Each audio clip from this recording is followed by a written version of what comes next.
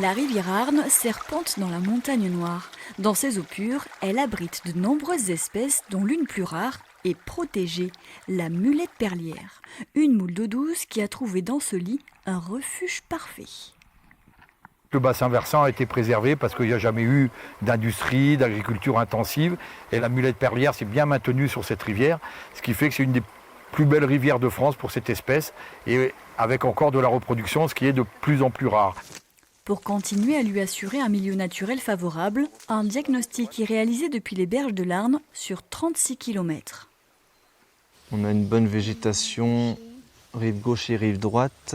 On a une habitation sur la rive droite.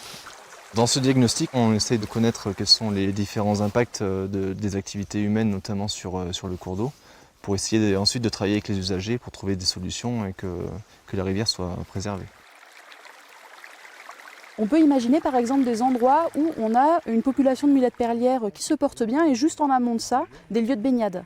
Donc le problème des baigneurs, c'est qu'ils risquent de piétiner le fond du cours d'eau et ça, c'est vraiment pas bon pour les larves de mulettes perlières. Quand on identifie ces zones-là, ça peut nous permettre de mettre en place des actions de communication, par exemple, de mettre en place du panneautage ou d'aller directement à la rencontre des gens pour leur expliquer la sensibilité particulière du cours d'eau à cet endroit-là. Il n'y a pas longtemps qu'elle est morte, vu comme c'est encore en bon état. Ces moules peuvent vivre en France jusqu'à 120 ans et durant toute leur existence vont purifier l'eau. Chaque mollusque filtre 50 000 litres par jour.